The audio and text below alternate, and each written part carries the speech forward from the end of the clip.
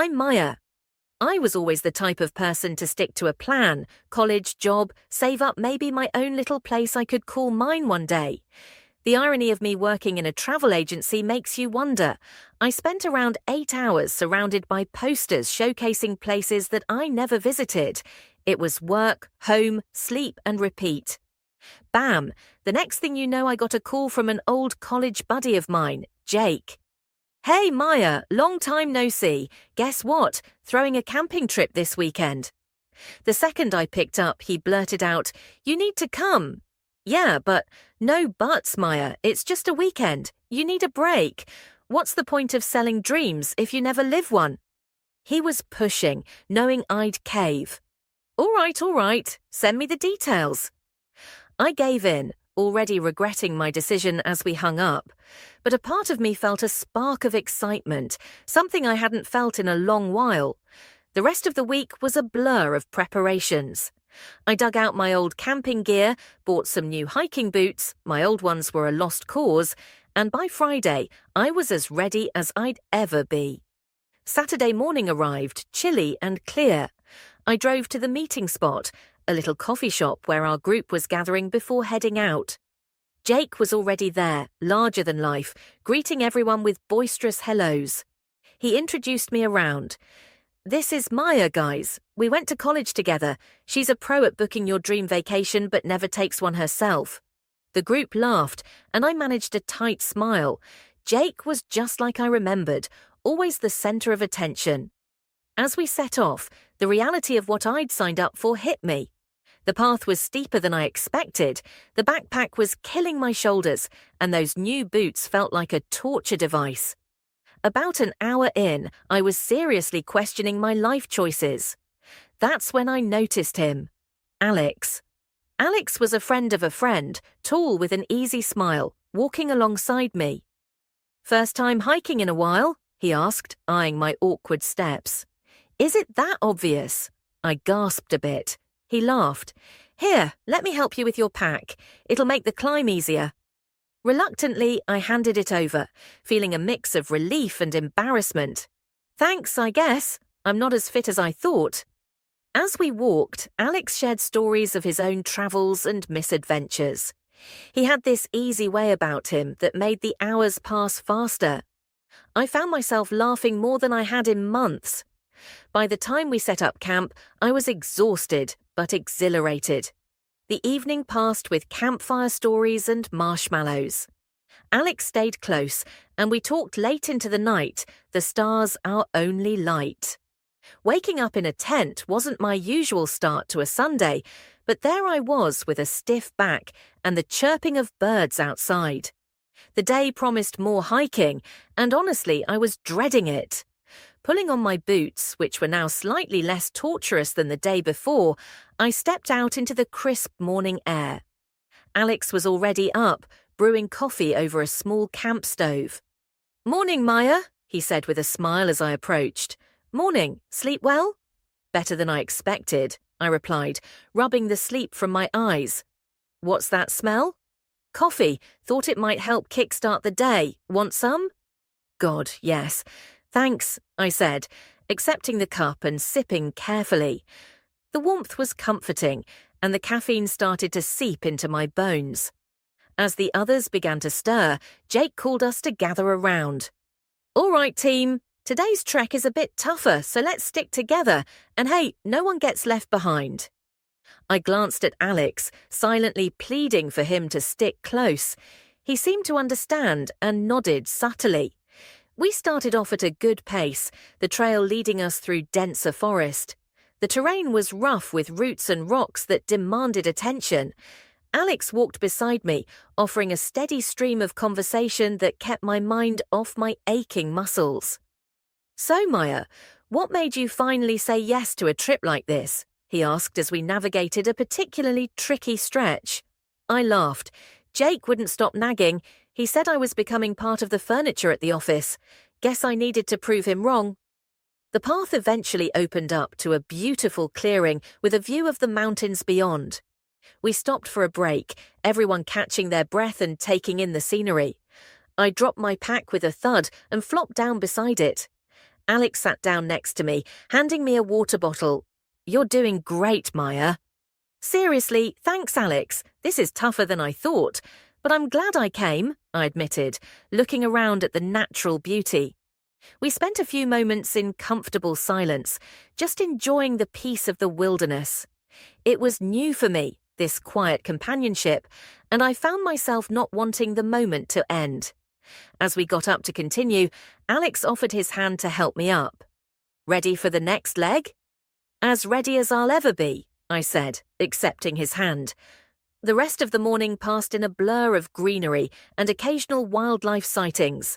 As we packed up to head back to camp, Alex lingered behind with me.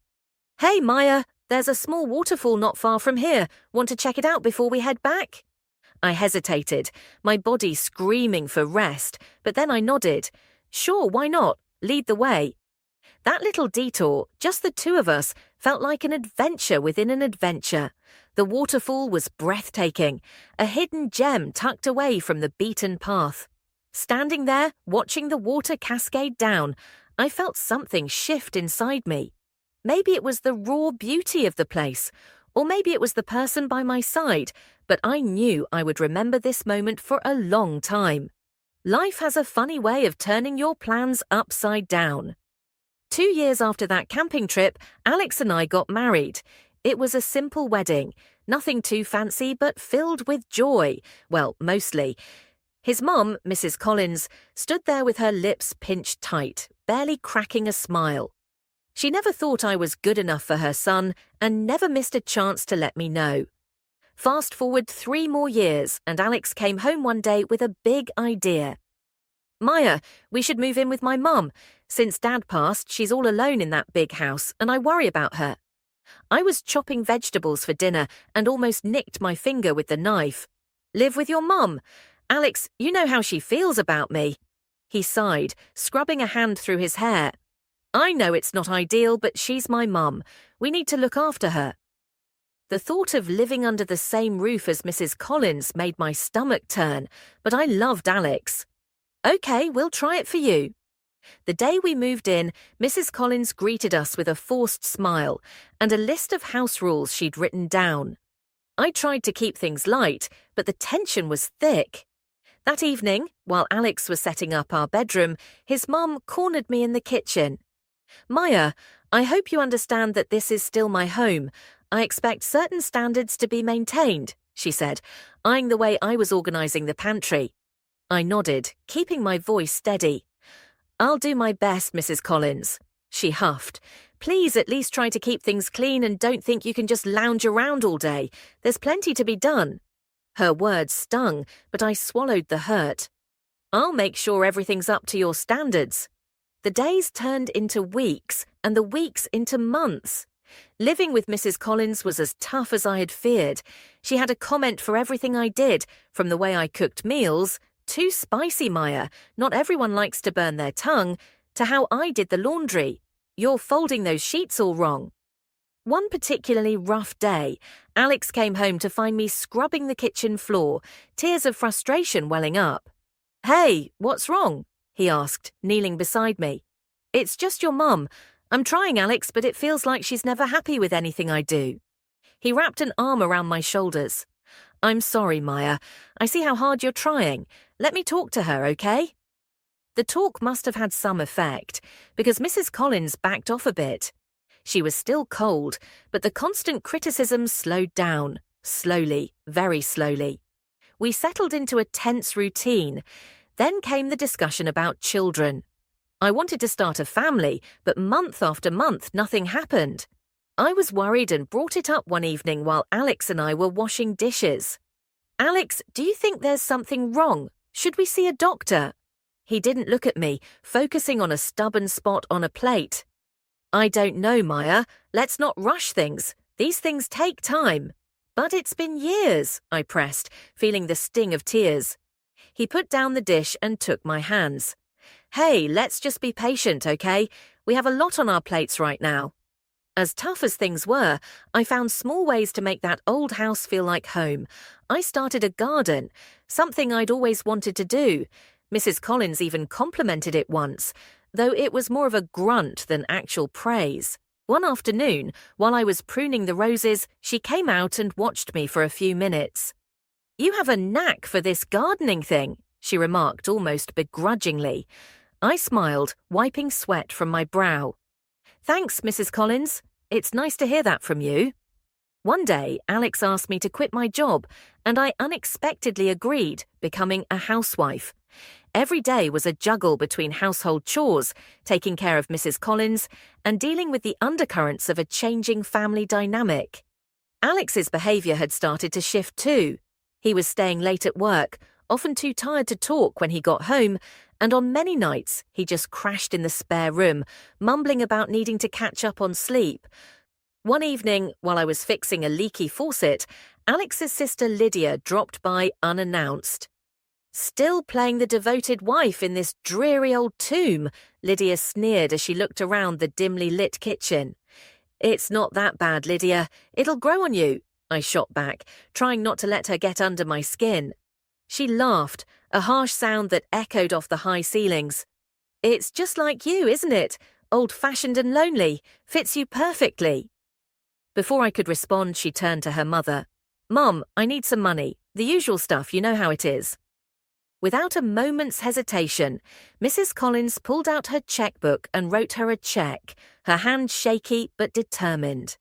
It wasn't long after Lydia's visit that Mrs. Collins's health took a turn for the worse. One afternoon, she called me into her room, her voice weaker than usual.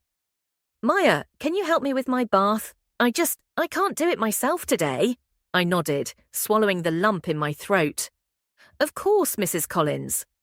As I helped her, careful and gentle, her usual sharpness melted away. By the end, tears were rolling down her cheeks.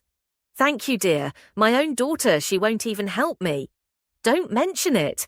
It's okay," I said, helping her back to her room. That day marked a change in our relationship.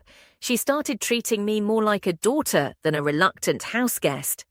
But as we grew closer, Alex grew more distant. One day, I overheard him on the phone talking about an apartment he had bought near his work. Curious, I asked him about it later. "Show me the apartment sometime," I suggested, trying to keep my tone light. "It's just a regular place, Maya. Nothing to see. It's not a museum," he snapped, shutting down the conversation abruptly. His coldness stung, but what hurt more came a few days later when Mrs. Collins called me to her side, whispering with urgency. "He bought that apartment with my money, Maya. Put it in my name, even uses my savings for the bills." There, I felt my heart sink. Why would he do that? She shook her head, her eyes sad. "I don't know, dear, but be careful. There's more going on with Alex than we know." Mrs. Collins, my unlikely ally through recent tough times, had begun to see me as more than just the woman her son had married. Maybe it was the countless days spent together, or maybe it was the genuine help I showed, but she started treating me kindly, and that was new. One lazy, sunlit afternoon as we sat in the parlour, I broached a topic I'd been mulling over for weeks. "Mrs. Collins, have you ever thought about sprucing up this old place?" She looked around, her gaze lingering on peeling wallpaper and faded photographs. "I suppose it could use a bit of touching up," she admitted, her voice softening with a rare hint of nostalgia. Encouraged, I pushed forward. "I was thinking more than just touching up. What if we really changed things around, made it brighter, more lively?" She raised an eyebrow, a spark of interest in her eyes. "What did you have in mind?" "Maybe some new paint, fixing up the old furniture, getting some new curtains. It could really lighten up the place," I said, warming to the idea. Mrs. Collins nodded slowly. "That sounds nice. It's been ages since anything changed around here. Do you think you could handle that?" "I'd love to," I assured her, excitement building in my chest.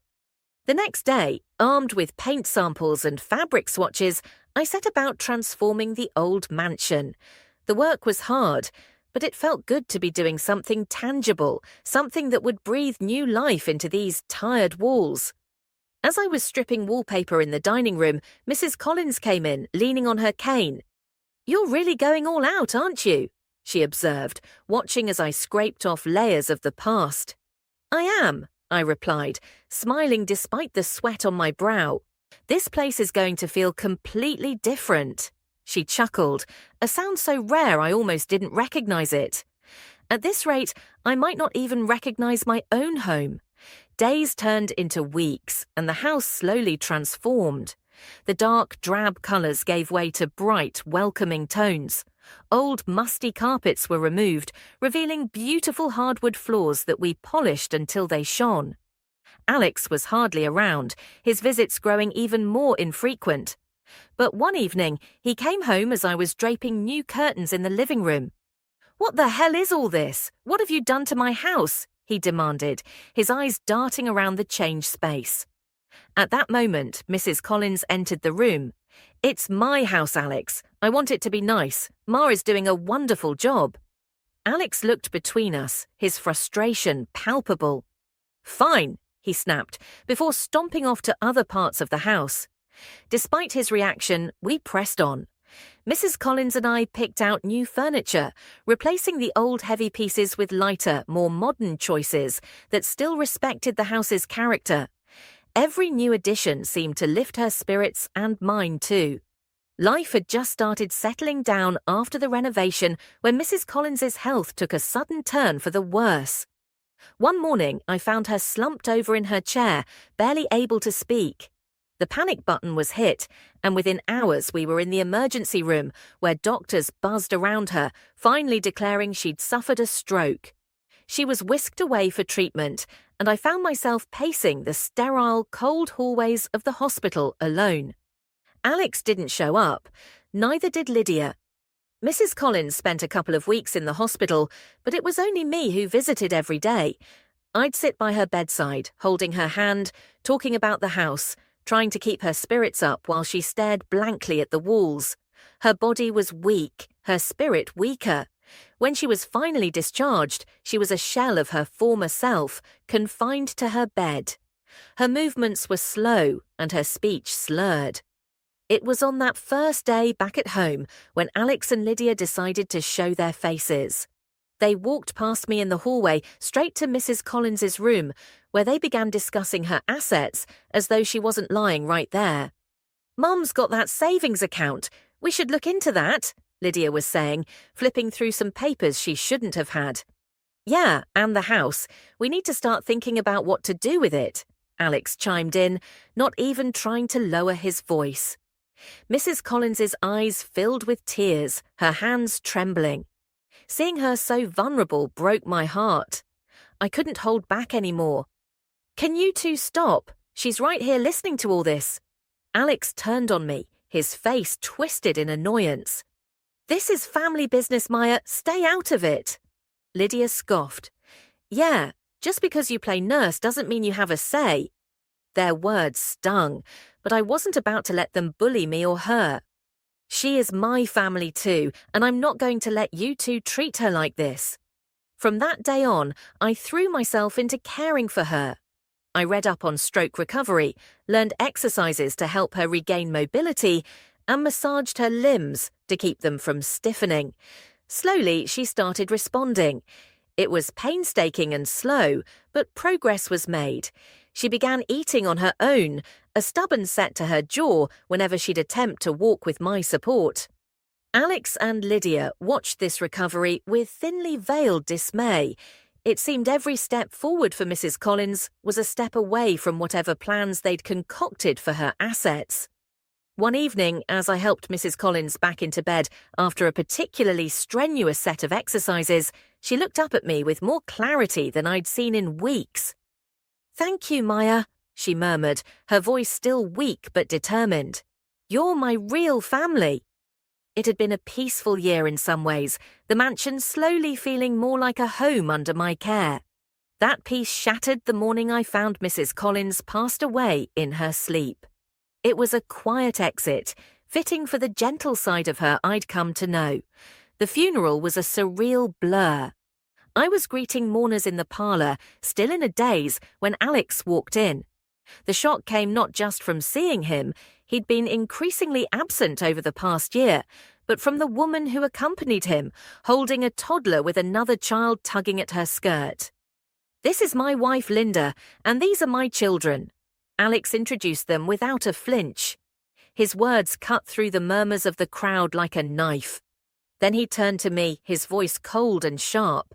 "Maya, you need to leave. We'll be moving in." I stood there, stunned, trying to process his words when Lydia's laughter broke through my shock. Finally, this house will see some proper life again. Before I could respond, the notary, Mr. Hanson, called us together for the reading of the will. We moved into the living room, a heavy tension settling over us. Mr. Hanson opened his briefcase, pulling out the documents. "Let's proceed with the reading of Marjorie Collins's last will and testament." Alex and Lydia positioned themselves prominently, as if ready to claim their victory. I remained standing by the window, feeling the weight of the moment. "I, Marjorie Collins, declare this my last will and testament," Mr. Hanson read. "To Maya, who has been more than a daughter to me, I leave all my property, including the mansion and all my financial assets. Furthermore, the apartment purchased by my son Alex will also revert to Maya, as it was acquired with funds provided by me." The silence that followed was palpable. Alex's face turned red, his fists clenched. "This is ridiculous. You must have forced her into this, Maya." Lydia was quick to join in, her voice harsh and accusing. "You're nothing but a gold digger. Mum was old and confused. You took advantage of her." I felt my heart pounding, but I kept my calm. "I didn't force anyone. I cared for her when you wouldn't." Mr. Hanson cleared his throat, adjusting his glasses. "There is also a video statement from Marjorie, if you will," he said, setting up a laptop. The screen flickered and Mrs. Collins appeared, looking frail but resolute. "If you are hearing this, I am no longer here. I have left everything to Maya. In these past years, she has shown me kindness, compassion, and loyalty more than my own children ever did. This is my thank you to her, my final wish." The room was silent as the video ended. Alex looked as if he might explode with fury, while Lydia seemed to shrink, her earlier bravado evaporating. Alex turned to Mr. Hanson, his voice desperate. "We can contest this, right? There's got to be a way." Mr. Hanson closed the folder with a snap. "You can try, but Marjorie was of sound mind when she made these decisions. Everything is legally binding." After everything settled down, the first thing I did was finalize my divorce from Alex. The house, the apartment where he'd set up his little fantasy life, they were all legally mine now. Alex ended up drifting with his new family, bouncing from one rental to another. I heard about it from mutual friends, the whispers of his downfall circulating back to me, but I didn't take any pleasure in it. Lydia, too, had her own set of troubles. After betting on inheriting her mother's money and losing, she was swamped with debt. One afternoon, she showed up at my doorstep, her face haggard, her usual brashness gone. "Maya, I need help," she said straight out, no beating around the bush. "I've got nothing left." I looked at her, remembering all the harsh words, the sneers. "I can't help you, Lydia. You made your choices." She stared at me, a mix of anger and desperation in her eyes. "You're enjoying this, aren't you? Watching us fall apart?" I shook my head, feeling a twinge of pity despite everything. "I don't enjoy any of this, Lydia, but you need to sort out your own mess." I decided to transform the old mansion into a small private hotel for tourists, calling it Marjorie's in memory of Mrs. Collins. It seemed fitting to honour her this way, keeping her love for the house alive by filling it with life and laughter again. I managed everything from renovations to marketing, pouring my heart into every detail, making sure that everything was perfect. One evening, sitting in the garden Mrs. Collins loved so much, I allowed myself to really think about the future. I planned expansions, special events, community activities. Marjorie's was not just going to be a hotel, it was going to be a vital part of the community, a place that brought people together.